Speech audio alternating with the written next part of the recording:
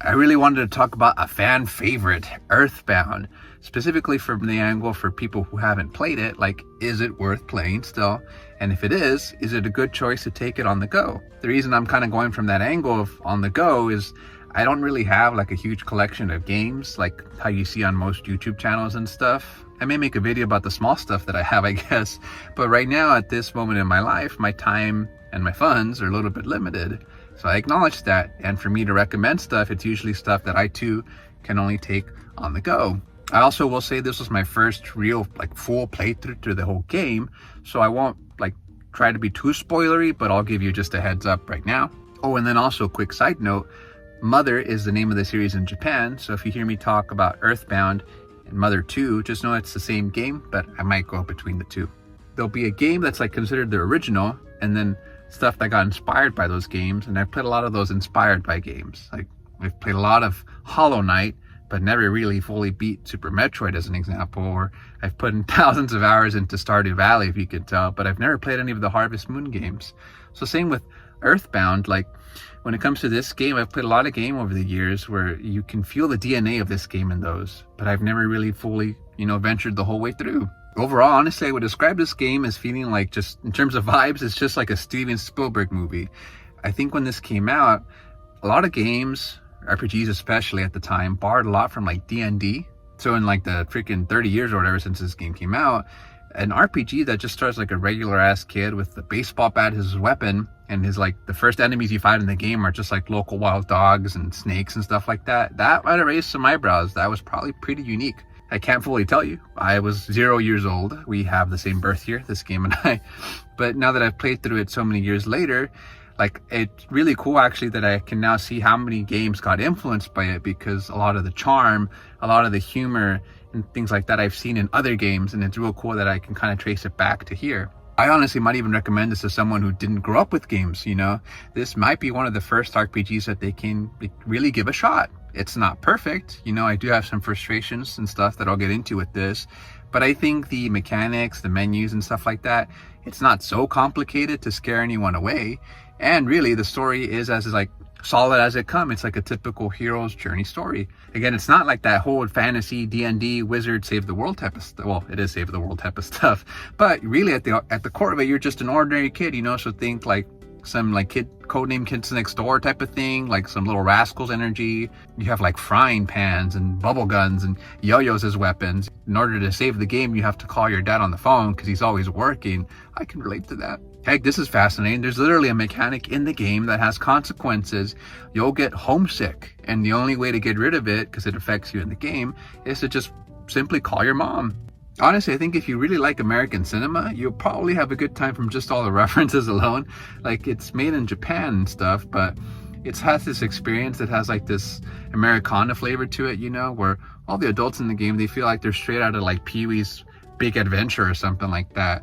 Or like some of the characters and little beats in the story, like I swear they're so weird but charming that they feel like they could also fit into like an episode of Twin Peaks or something like that. This is not a game you drink Mountain Dew to. You got to get one of those glass Cokes to enjoy Earthbound. It's funny, like this series also just has like this like underlying darkness to it, I feel like too. So some of the real stuff that it addresses, like themes and things like that, it's seen through the lens of a kid. So it's either like some more serious stuff kind of goes like, just, okay, we're telling you this, wink, wink, type of stuff.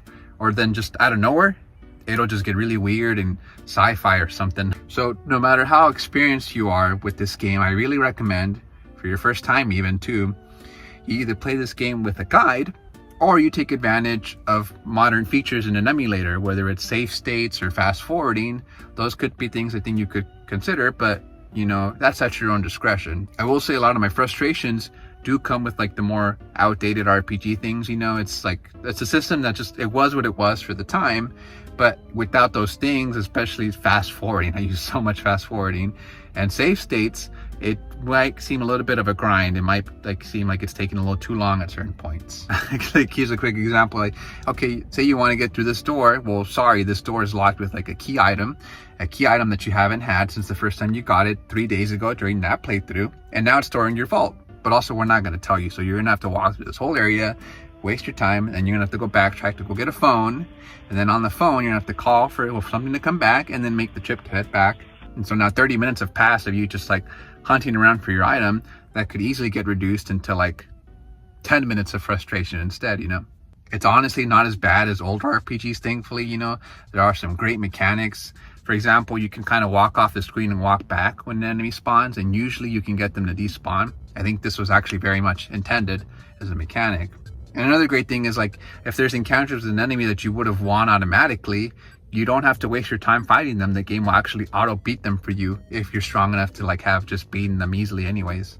Thankfully, it also is a very generous game. There's loads of way to deal with the stuff that's in your way. Your dad always deposits money after you beat enemies. So whether you're buying weapons at the store, which are everywhere, or aside from like the fun kid weapons and stuff like that, there's also psychic powers as like the main power system or whatever in this game. So you start to develop different abilities, and later on you get a character that will also like not focus so much on the psychic stuff. His thing is more so like items and inventions and things like that. So as the game goes on, thankfully the fights do get more interesting. They get tougher, but you get more things to access, and you can actually even break the game a little bit in certain senses if you know what you're doing. And thankfully the enemies aren't too repetitive. They actually do get more interesting as you progress in the game.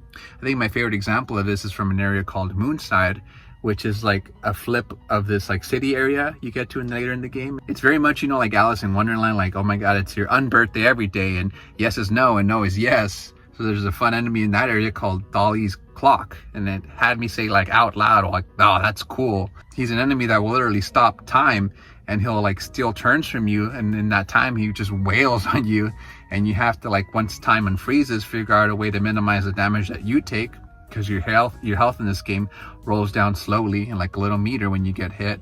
Once it goes back to your turn, it's kind of like, okay, go. Like, I can't just sit here thinking about what choices I have to make for too long because time is ticking. But again, I did want to take a little bit of time to get into the aspect of if this is a game to take on the go, you know, like if I'm in the middle of somewhere, is it good to just pick up, pick back down, pick back up again? And interestingly enough, I think while you can do this game in like short bursts, I honestly think that my personal recommendation is not to experience it this way. I would say that the best way to actually experience it is to, like, you know, do it at home. That way you can really absorb the world and the story that it's trying to tell, and you can avoid a common thing that how it happened to me, where like I would be playing through the game and then something would come up and I would put the console back down only to pick it back up later, and then I'm like, well, what am I doing? Where do I go? What the heck? Like, which some of these were kind of like, yeah, I actually think it might have been a little bit of the game. The game could have done a better job of guiding the player to figure out what to do next. But other times it really was just kind of like, okay, I did this in such a quick burst that I genuinely actually forgot what I was supposed to be doing. Luckily, even the game itself will offset this. There's an in-game hint guy you can find pretty much everywhere, and he's always got like his little like Lucy from the Peanuts type of stand set up, and you can pay him money for him to basically tell you, well, here's what you should do next. So aside from like the handful of YouTube videos and guides that they have on the internet, you also have a way in the game of like getting back to it if you should ever feel that way. So a lot of the common praise I've seen about this game, it tends to be either about its music or about its sense of humor. So I did want to get a little bit into those too. I'll do my best to keep it brief, but I think they really did a great job on the soundtrack here. For a 30-year-old Nintendo game, I think they were doing some really crazy stuff for the year. What was this, 1994? Yep, we're the same age, remember? There are some songs that they'll straight up pull like the freaking like rap movement thing where they were sampling other songs, and there's comprehensive lists and stuff that you can find on YouTube what song samples what. Hopefully I'm able to show a brief snippet of one for you, but I don't know, copyright's a little scary.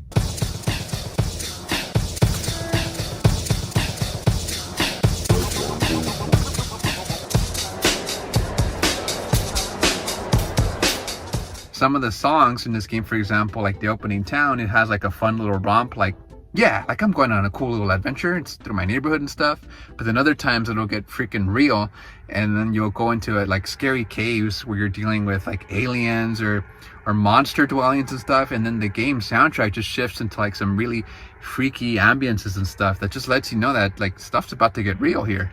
A great example of how the music does its job, it's like one of my favorite areas in the game, which is called Threed.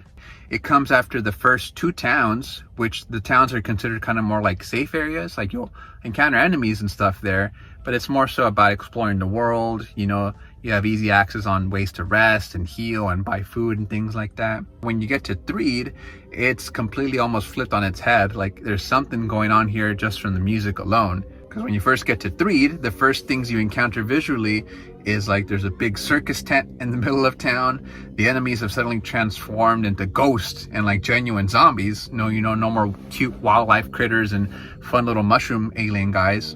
And the soundtrack shifts completely into like this George Romero energy, you know, where it's like campy and almost circus-like. It's kind of fun in that sense, but there's something that's still just eerie and off-putting, you know, like there's something wrong in this town. Something freaky is going on here. The music puts in work here because at one point they try to lure you into a hotel with a sexy lady. So obviously you playing the game, you're kind of like, I wonder what this is about.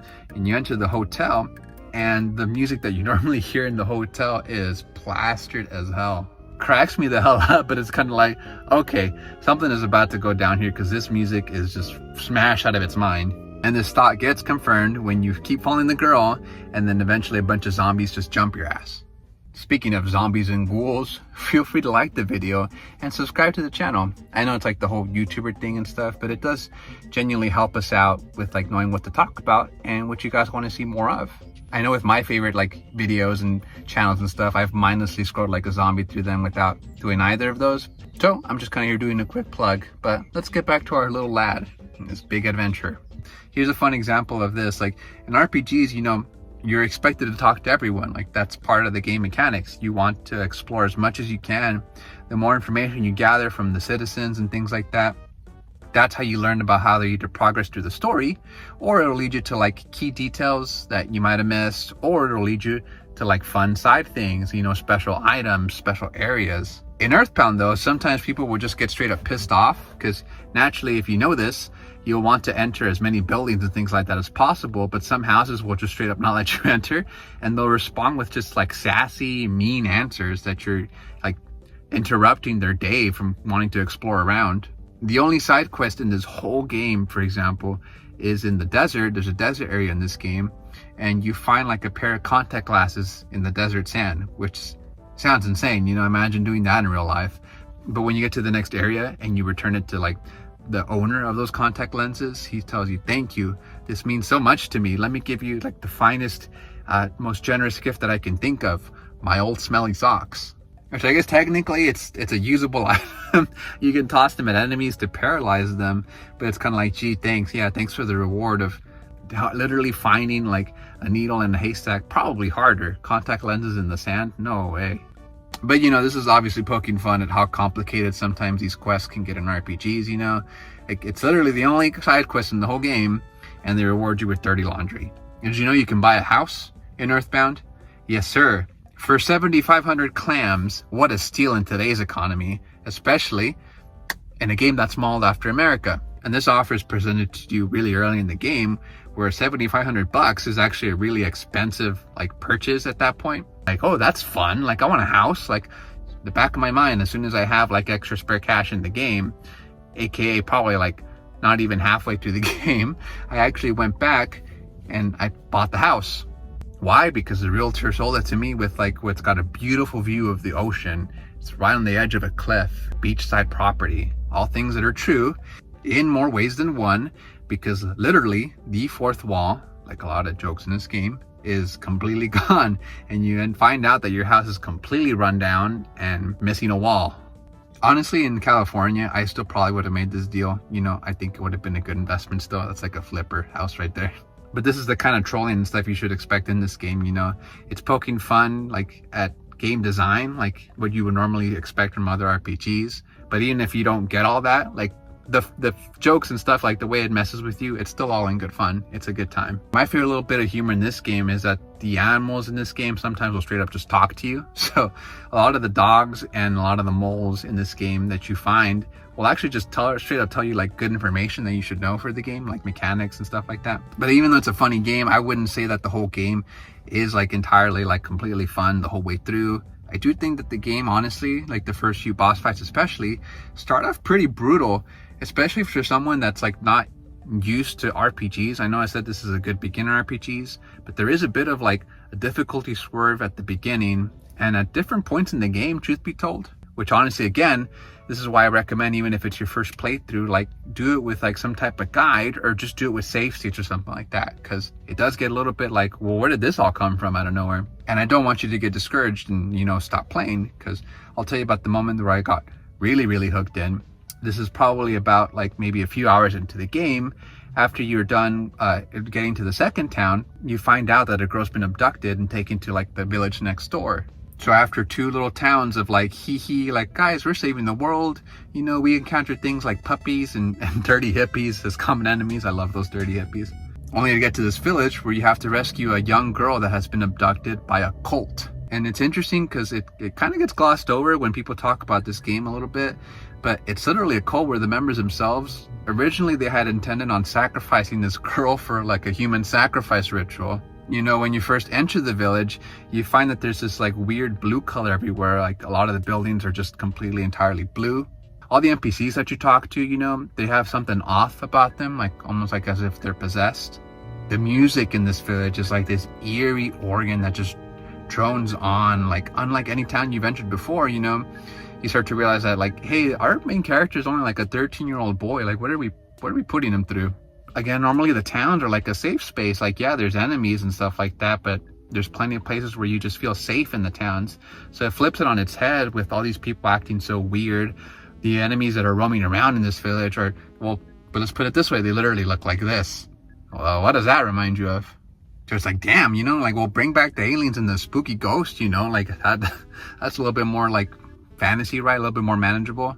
And only to find out that, oh, well, the aliens are causing that. Oopsie. So despite all the fun stuff, you know, you really are just a small kid that's heading down to confront the source of great evil in this world. So this is the kind of stuff I think that would make you recommend it to just all ages, you know. I think as a kid, you'd get a lot of like just inspiration, a lot of laughter, a lot of like feeling of overcoming like a long journey, you know, that you would only get from experiencing an adventure that I think holds up very well. But I think I could even recommend this to adults that are like around my age or even older, you know.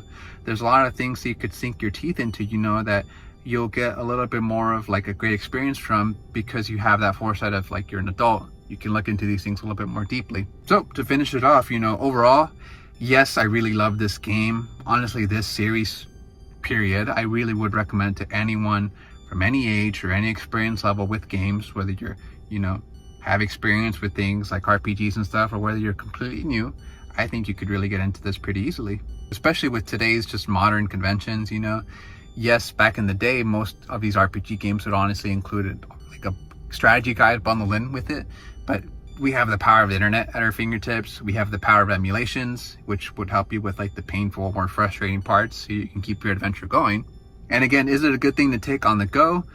I would say no. I don't really recommend it as like a title to play on the go. You certainly can, and I think you're not going to be getting like a bad experience by doing that. I say it more from the angle of like, I really do think it would be a better experience if you just, you know, sat at home and really dedicated your full attention to it, because it's really great. It's a really great game.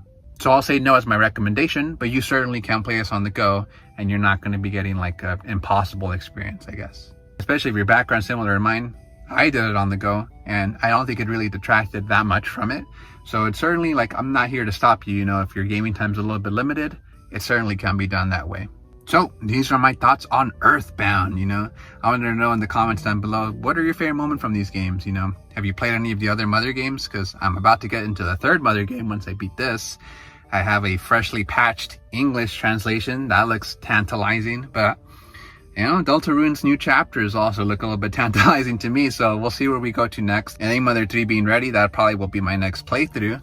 But let me know if there's other games that you want me to dig deeper into. I would love to get into some other stuff, especially if something that you would like to know that, hey, this works really well actually with a retro handheld. Feel free to subscribe to the channel. It's a big help right now that I'm just kind of freshly posting videos. I want to get a feel for just what type of things that people want to hear about. So any activity at all really helps me just, I think, head in a good direction. Other than that, I think Earthbound is a great game. Really excited to play its sequel. That'll be for sure a firstie. And I'll see you guys in the next video.